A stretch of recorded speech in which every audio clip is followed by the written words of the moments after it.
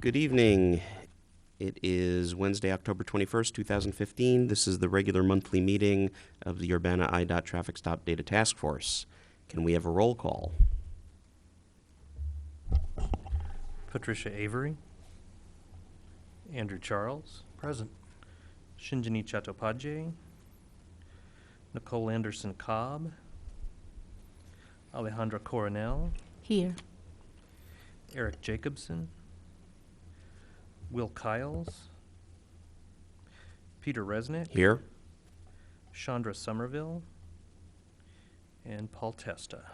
So we got word from Paul that he's running late, but even if Paul arrives and Patricia said she's going to try and make it, that still leaves us one short of a quorum. We know that Chandra and Eric have both reported they will not make it, and I did not hear any word from Nicole and Will, and I tried to call them last night. I think the likelihood that we're going to get a quorum today is low. So here's what I think the plan is going to be. Assuming Paul shows up, but even if it's just the three of us, let's go through the changes that are in the marked up copy, make sure that we're in agreement that those are good to go, just to see if there's anything else to do. We have to get this done by next week. There is no choice. So I've already talked to Alex. Either directly after this meeting or first thing tomorrow, he'll send out a notice to everybody, and I will be on the phone starting tomorrow and figure out a day that we can have this meeting, get a quorum. We have not only the report to approve and with the changes, we have minutes to approve. We've got to get this done. And I think we're going to end up doing it either Monday, Tuesday, or Wednesday evening, even if we have to do it over a lunch hour next week, but we will get it announced and get the job done. My other feeling is tonight we'll take whatever public input we've got, just in case we've got issues that we need to address anyway. But I'm disappointed that we're not going to be able to get this approved tonight, but we need to get it approved by next week. So we will beat the bushes and make sure everybody's here. So I think informally, why don't we, if folks who have come in the audience don't mind, why don't we take public input if there is any now, get that on the record, and give Paul a little extra time and maybe Patricia a little extra time to show up. Then we'll go through the changes that we've got posted to the report, see if we've got any comments, see if we need to make any further changes, and then we'll hopefully get this all rounded up for next week. So, anyone wish to provide public comment to the task force? Please come up now.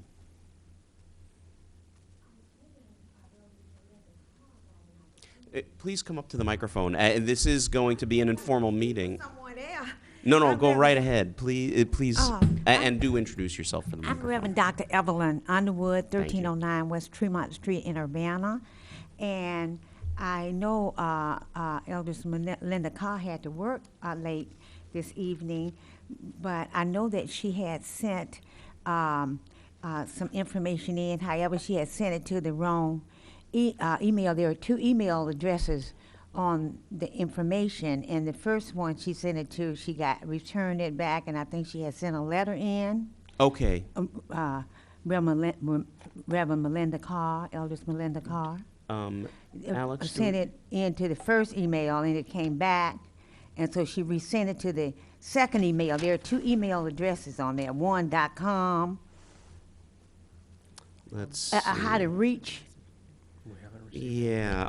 We haven't received anything electronically, and we have not received anything physical mail either. No, it was electronically, and the second one did not come back, and she, well, I was hoping she would get an opportunity to come here. It was comments, and it would have made it in time, but it was sent, you have two email addresses. I don't know, but we'll research that and see what addresses we have. And On September the 2nd information, there are two email addresses on how to get to you, but it's confusing because it was confusing to me. One is on how to get to the committee. Well, either way. But anyway, but she resent it, and it's very important. She's right.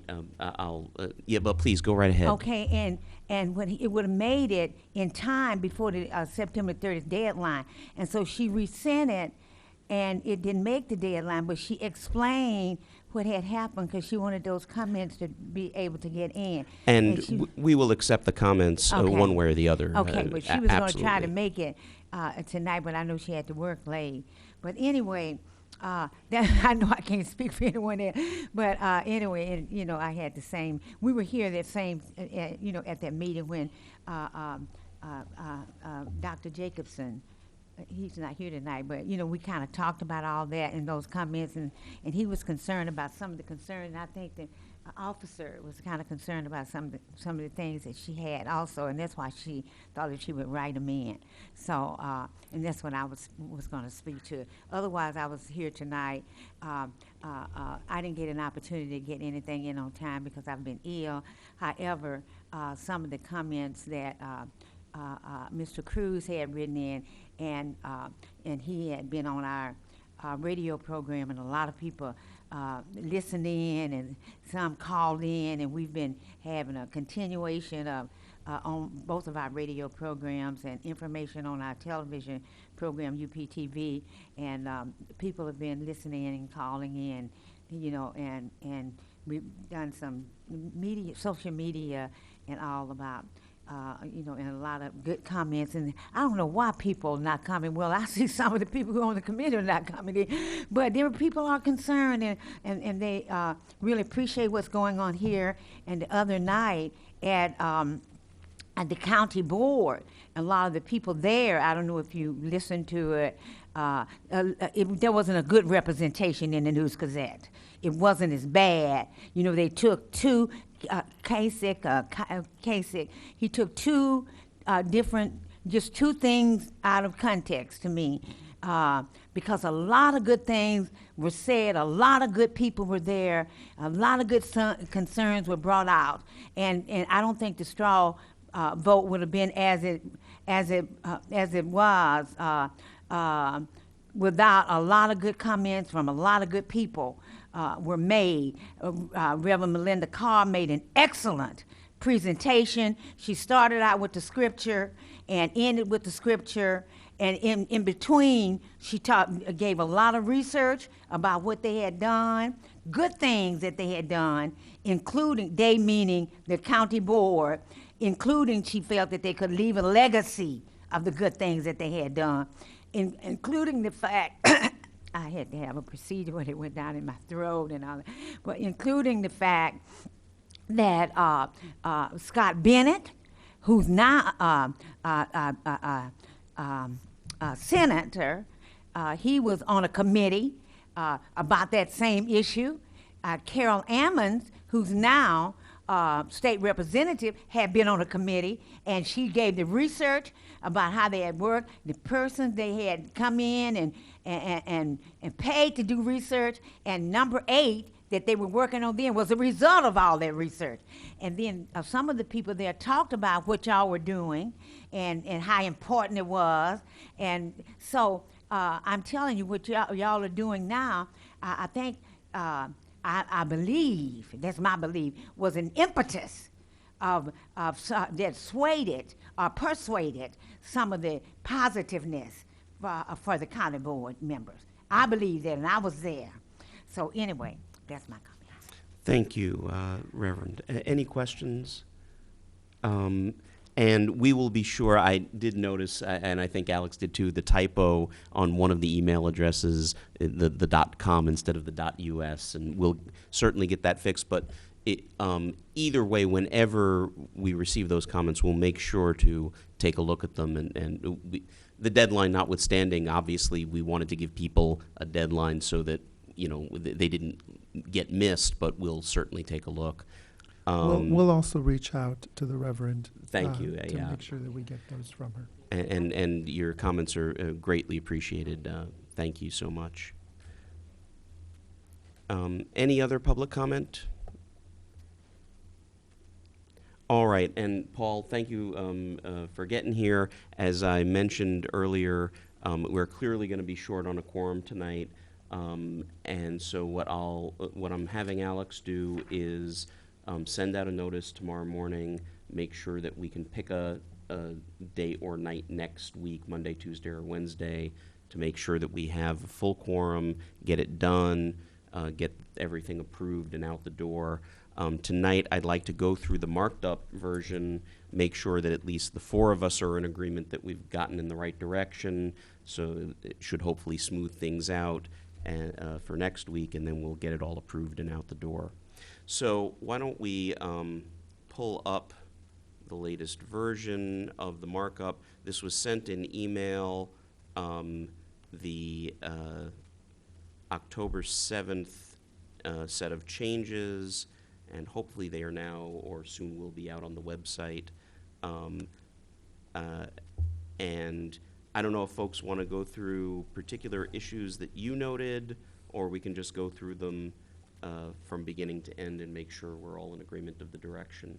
Did anybody have any specifics that jumped out at them that they wanted to address right away? Okay, so why don't we just go through. The first set of changes were the additions on page 3 in the, and these were from Ms. Baker, from the who is on the Human Relations Commission, as a matter of fact. And I think we discussed these last time, and people were in pretty much agreement that her language changes were perfectly reasonable. Any concerns there? Good. The next set I see were in the definition of investigatory stop, and changing it from the primary reason for the investigatory stop is to engage in further investigation of potential crimes in the area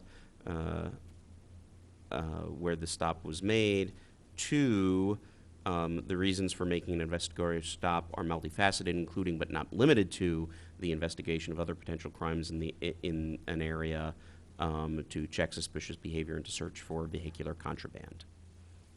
Any concerns or notes on that? Good. Whoop. All right, scrolling down. The next set of changes were from page 6 in the summary of recommendations. The two textual changes were crime statistics should be regularly reviewed, including jointly by the police department and representatives of the minority community, adding that bit. And then in the bullet regarding a disproportional economic impact, generalizing and saying, for example, fines for different traffic violations should be reviewed with an eye toward reducing fines that disproportionately impact the low-income drivers instead of simply the African-American Latino communities. The other change to this section was to put specific pointers to the detailed recommendations section, which have been added. Any concerns, any comments? And yell, slow down if I'm going too quickly. But I think these are all relatively straightforward and things we've discussed already. All right, the next set of changes were in the community impact section I see on page 23, and all of the changes on page 23 are, I believe, simply just grammatical corrections in that first, in the third testimonial paragraph. Peter, there were some changes to 14. We inserted a section from the in the statistical analysis. Sorry, I skipped right over that. Yes, so let's get to the 14. And this was a request, I forget who made it, to really provide a little bit more information on the methodology of the state study. Right. And So yes, would folks have a look at page 14? Were there any concerns about those additions? And these are straightforward, just defining terms and describing what was asked for in the state study. Good. I think that is very useful. All right, going down again to the community impact section. Thank you for catching that, Alex. So we had the grammatical changes on page 23. I'm presuming no concerns there. On page 24, just a little bit of clarification, but I don't think any change to the substance. And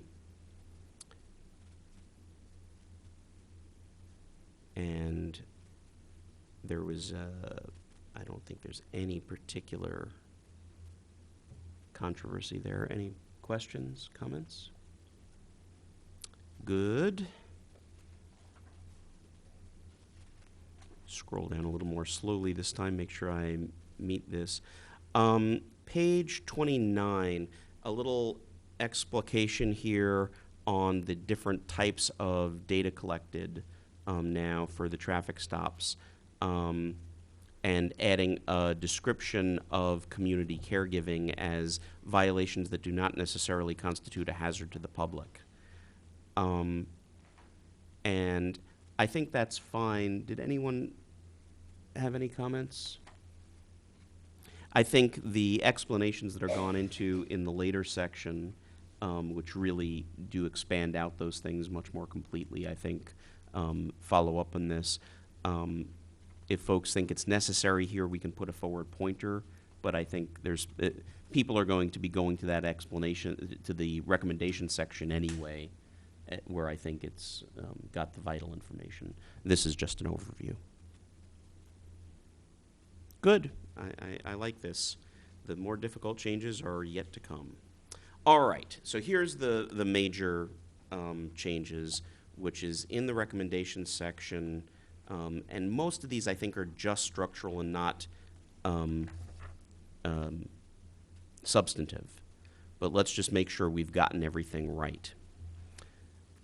One overall question I had, I know we talked about labeling things as critical recommendations, but I think in the end, everything in this section ended up being labeled a critical recommendation. And so I'm not convinced this is entirely necessary at this point.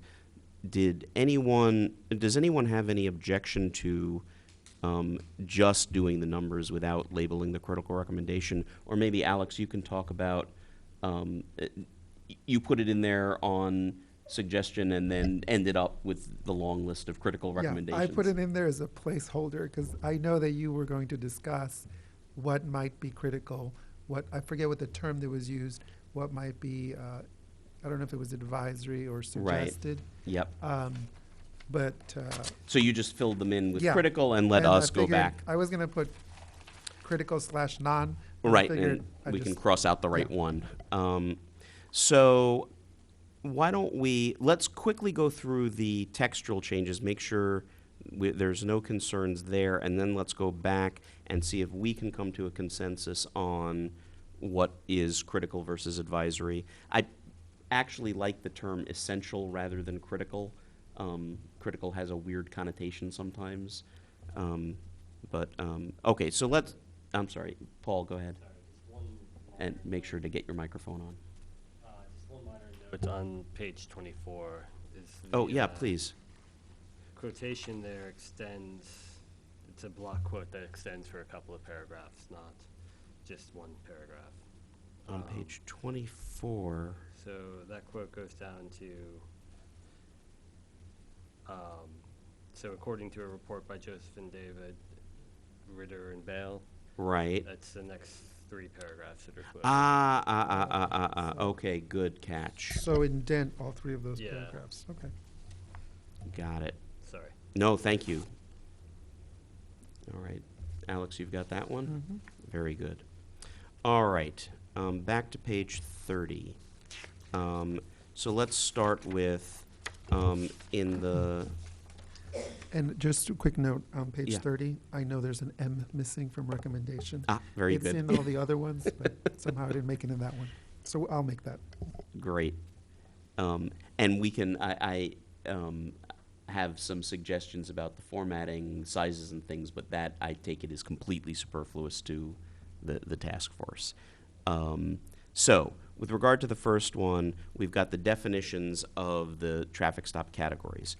The additional text, the categories currently being collected are T, traffic stop identified traffic issue, P, targeted patrol, and CC, community caretaking. Officers have been instructed to use the following criteria to determine which category the stop falls into. T, traffic stop, is defined as stops that are made because the officer observed unsafe driving. P, targeted patrol, is an investigatory stop made to address a problem related to a person or location which the officer is aware of. CC, community caretaking, is a stop that is intended to be informational in nature, and we probably need an EG. Are you aware that you have a headlight out? And put that in quotes, something like that. Excuse me. A community caretaking stop is not intended to be investigatory in nature. A second motivation for a community caretaking stop is enforcement of administrative traffic laws expired, again, e.g., expired registration. And I think that covers the base. We already have in this section, in addition to category of stop, additional pieces of data, for example, reason for, and there's probably a slash missing in there, length of stop should also be collected. Reason for length of stop, that's correct as it is. I think this leaves the door open to the department collecting this data now and possibly adjusting their categories later. I don't think we have to make anything more specific about that in here. Any questions or comments about this particular edition? As always, at this point in the game, I want to get the stuff that we need to have in the report, but let's not overly tweak it until we've got, we cause ourselves more problems. Andy, go ahead. My view of the data we're collecting is that this should be a living thing, and it should evolve on its own. And when the questions arise, we can go seek the answers. It's something that we're limited in how much we can change initially, but I want to give the impression that this is a process, not this is the end of the road for us. Right. And it does say these categories should be reviewed and changed as necessary. So I think we've given the police department a good recommendation here to continue with this program, to adjust as necessary, and to collect as much data as they can. Anything else on this section? I agree with your comment about approaching these recommendations as an essential recommendation more than critical recommendation. Yeah, I like that terminology, and I think we'll go back and go through each recommendation quickly and see if we have a feel for essential versus advisory, or if we want to stick with that, if we think that we don't need the labels. I think the labels are useful to give the department, to give the city council some direction on the strength that the task force felt. But yeah, we'll do a second pass and check the labels. All right. So then under 1.2, which is the implicit bias trainings, what we did was basically change that second paragraph, training on the proper use of traffic stops appears to be effective. This should be continued. Such training should include information on the negative impacts of traffic stops, particularly for African American drivers. We expanded that out, and it now, well, I won't read it all. It's a long paragraph. Any comments on the new section? The Urbana Police Department has conducted department-wide training on traffic stops. The syllabus includes the following, and some description. I guess my only concern on this is the paragraph that begins, ask yourself, to maybe reword this in the form of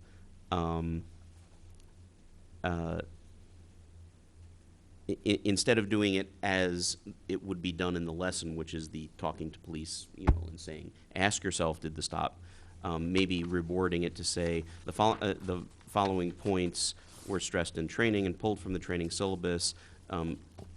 Officers are asked to think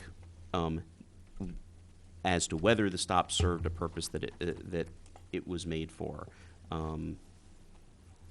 And just to reword it more along the lines of a description of rather than the dialogue with.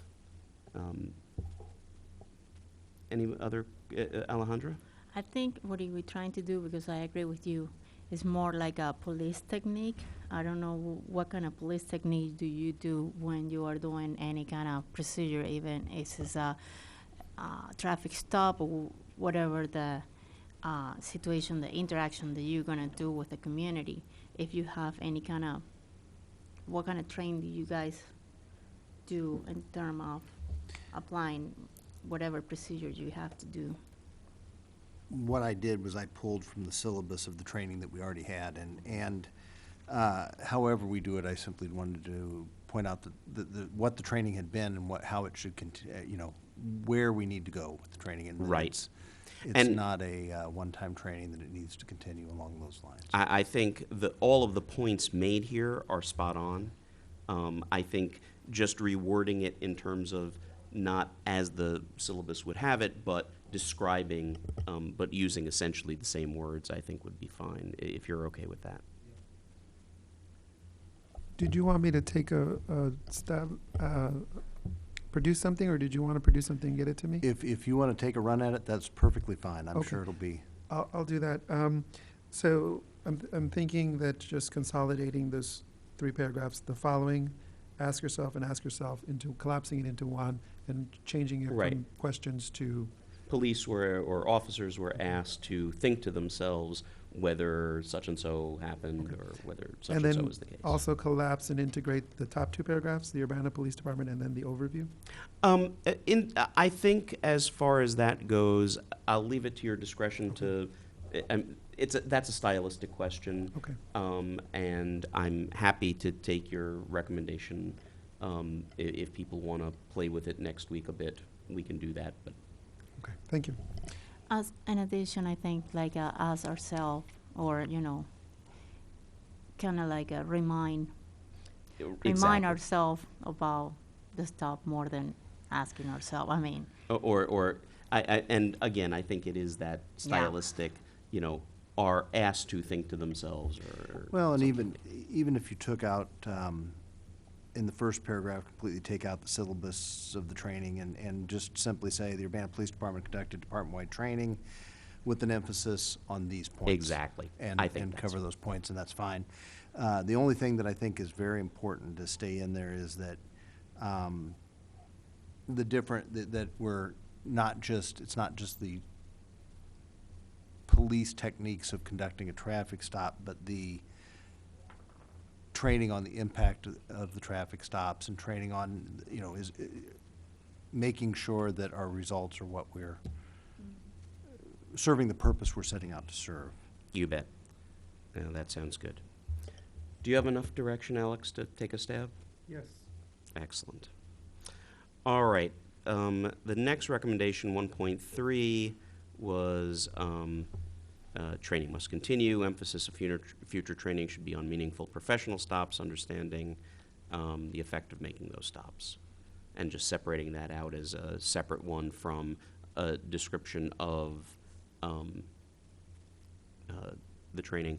I'm fine with collapsing 1.2 and 1.3, but having the separation might be useful. Since Alex is currently holding the pen, I don't have any problem with you making a stylistic call on that unless someone has a very strong feeling one way or the other. If the separation works for you, Alex, keep it. If you think they should be one recommendation, that's also fine. All right. Section 2. Statistics recommendations. I believe 2.1 is just a restructuring of the sentence. I don't think there's a substantive change. Peter, Yeah. I'll look at, I think they were separate, and that's why I just numbered them separately, 1.2 and 1.3. I'll Yep. look at that. I think I kept it separate because there was another place where Mr. Cruz was concerned about that sometimes it's a good idea to have them ideas separated so that one doesn't take away from the importance of the other one. And I think that going from memory, the distinction with 1.3 compared to 1.2 is that 1.3 speaks a little bit more about outcomes and goals in terms of negative impacts of, and then 1.2 speaks more to the commitment to training. So, Right. I think that's fine, and if you can call that distinction out more clearly, that would also be helpful. But I think that's excellent. Good, thank you, sir. All right, so 2.1, I believe, is just a structural rewrite. Any concerns? 2.3 is just explanation. Instead of just reporting on progress, it's report on whether progress in reducing traffic stop racial disparities is occurring, which I thought was important. 2.4, adding in traffic crimes, warrant arrests to drug crimes, property crimes, violent or weapons crimes. The arrest should be further classified as to the type of stop that was made, traffic, patrol, or community caregiving. I think, again, saying exactly what we meant and just adding further explanation. Good, all right. 3.2 was the change from calling out the financial impact to African American Latino drivers to specifically low-income drivers, since it goes across the board, and we thought it important to say whatever the situation is, the low income is the important factor here. I think that's fine. And again in 3.3. Yeah, Alejandra.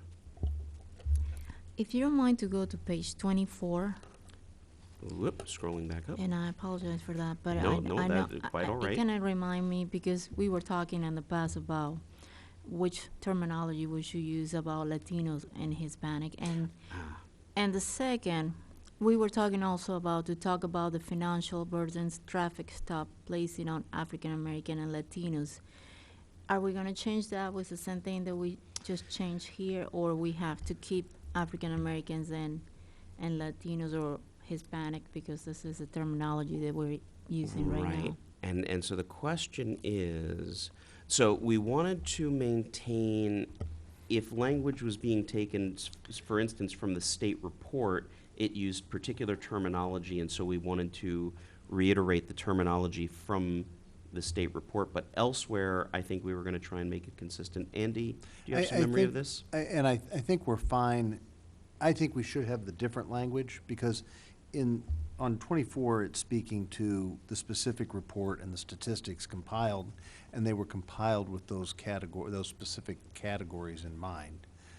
And where we get into the financial impact, I think that's where we can change our wording to truly get to what we're trying to get at, and that's the financial hardship on lower income people, because we can't say we're going to have a different fine structure by race, but we could say Although I believe it's going to be very difficult that we can do it by income, but we certainly, that's something that we could legally look at where we can't look at it by race for a fine structure.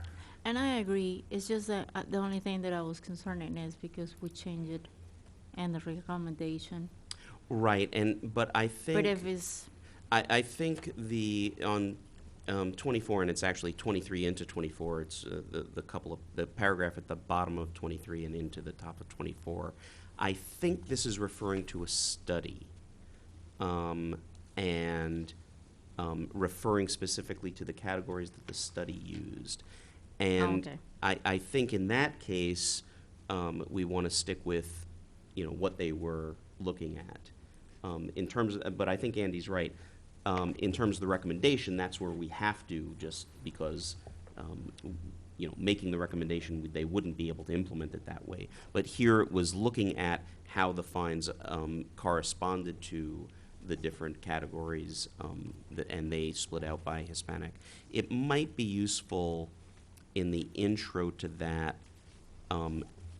simply to add a sentence or maybe a parenthetical about,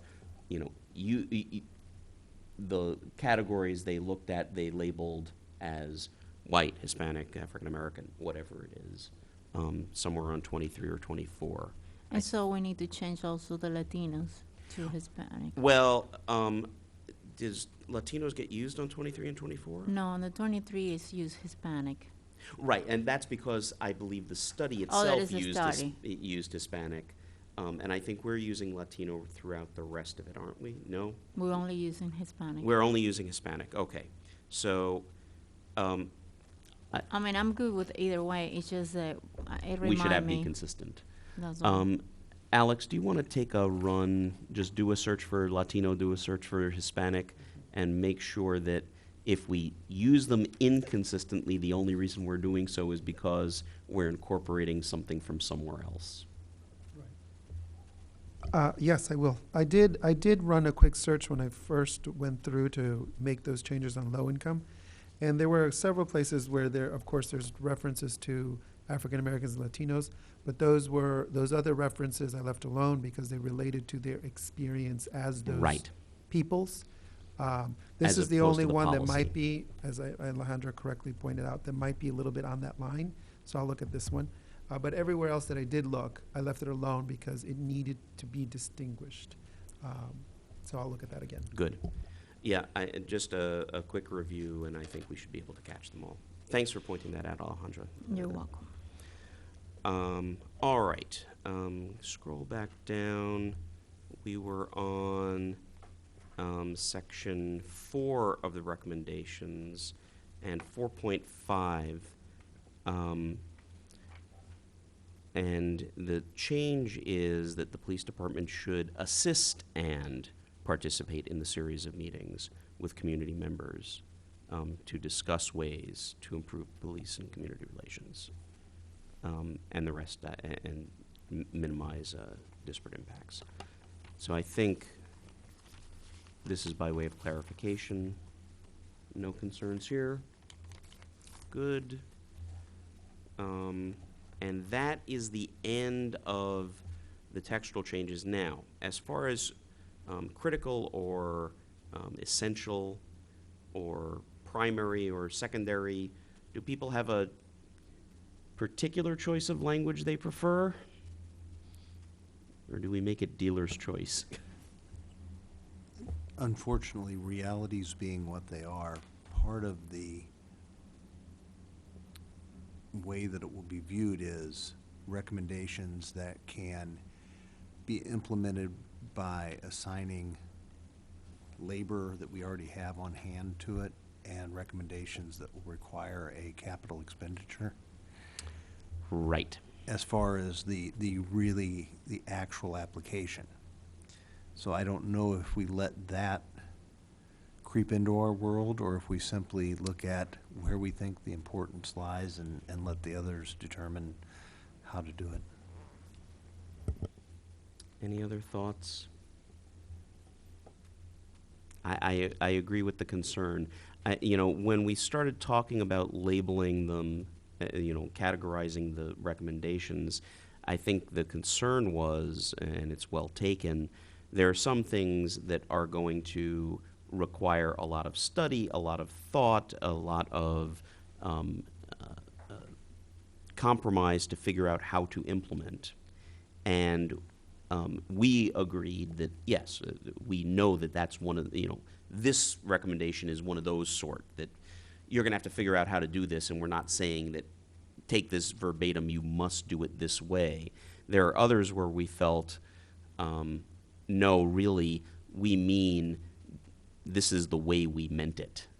And I think that was the distinction we were trying to come up with is, no, this one might be costly, and we want you to still look into figuring out how to pay for such a thing. Costly either in terms of logistics or money. So I don't have a strong feeling about the labels. I'm not seeing people jumping out of their skin among the group here. Paul? Yeah, I don't have a strong feeling either. In some ways, I feel like to make those kinds of decisions, we want to have the full committee. And so in my mind, I also think that the people who will actually determine what's critical and what's not are not us. They're the people who have the power to implement this. And so I'm okay letting them decide, I guess. Alejandra, did you have a comment? I agree with Paul. So I think here's what I'm going to do. As I said, we're going to have a meeting next week anyway. Let me come up with tomorrow basically a question to everybody. I'll have Alex send it out saying, okay, here's the issue. We had the idea last time of labeling these recommendations with their essentialness or whatever it is. Here are the concerns that were brought up that that some of them are going to be driven by just resource to be able to do them. Some of them are really going to depend on the people who are implementing them. Ask the overall question, do you think it's useful to make the distinction for the recommendations? And if you do, get folks to nominate ones to be essential or advisory. Andy? The other thought that I have is that one of the overall takeaways for me from this process is that this isn't an issue that can be moved forward or resolved by the police department of the city alone. That this has to be a community, police department, city joint effort to move this forward. And these recommendations each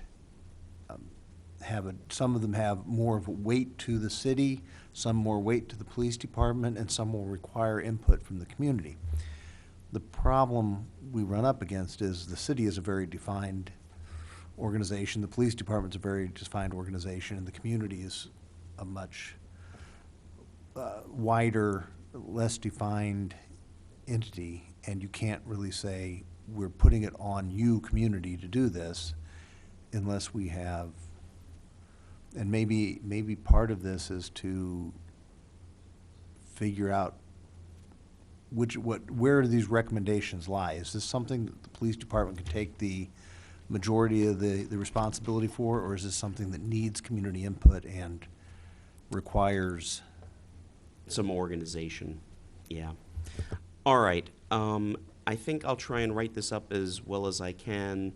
I will point people to the recording of this discussion and see if we can come up with some answers by next week. And if the answer is we all look at each other and go, we're not going to be able to make this fine-grained a distinction, we'll toss it to the city council and make them do the heavy lifting. Maybe that's what we end up doing. All right, I think that's the best we're going to do on that for tonight. and hopefully we'll get everybody's brains in gear ready for next week. Anything else on the report that's outstanding? And what's that? It's all that. It's all still outstanding. Anything more outstanding from us? I know that we had the last-minute comments from Ms. Pat. I know Dr. Underwood mentioned that we have some additional comments that we need to take into account from Reverend. I think we will tackle those this week. Make sure to get some text prepared for next week on those. But anything else? And would you like to come speak? We don't have a quorum tonight, so we're not following a formal agenda, but please, if you do have a comment, come up to the table and if you'd like to address us. And do introduce yourself at the microphone for the record. Yes, good evening. I'm Eldris Melinda Carr, and Reverend Dr. Evelyn Underwood just told me that she had mentioned I had sent some comments in, and the first time I sent them in, I was looking at the first page. And we noticed the Which typo with the email was address. the com, and so it came Yes. back undeliverable. I sent it. I didn't realize it until the next evening. Then I resent it. I made some changes, but I resent it. It was on the 30th that I sent it. And So as I wanted said to, but she said that you said you didn't get, and I sent it to the U.S. we'll check and make sure, and if we don't have it, Alex will come up to you after the meeting and make sure that we have it. But don't worry about the deadline, one way or the other. We wanted to have the deadline more so that people knew that we were coming to the end and we needed the comments in. But if you've got your comments prepared, we will certainly take them into account. And it looks like, because we didn't make a quorum tonight, we're going to have another meeting next week. So we will address them, have a look through, and make sure one way or the other. So don't be concerned about the deadline itself. Your comments will be taken into account. Okay, because I had talked at a previous meeting, and so I just kind of put it in writing, some of the things. So I had, made some recommendations and orally, but I just wanted to follow up in writing with the recommendations. So I appreciate that. thank you. So just to restate, we're going to accept anything you submit, and then we're going to follow up with you right after the meeting on your email address. Okay. And then we'll get the copy, and then we'll upload it, and we'll review it. Okay. Okay? Okay, thanks. Thank you. Thank you so much. Okay. All right. We lost Alejandra for a moment. Any other comments, concerns? All right, then I think we are done for this evening. Alex, I'll communicate with you tomorrow about getting everything out to everybody, and we will make sure to have a quorum early next week. Our deadline is the end of the month. Alex has told me that we're looking to get on the city council's agenda for the beginning of December. And we'll get notice out to all of the task force members, as many of us who can come to that city council meeting. I'm happy to do the presentation. I'm also happy to have as much backup as I can get. So that would be greatly appreciated. Any other comments? Then I think we'll close the meeting for this evening, and I will see you all early next week. Thank you. Thank you.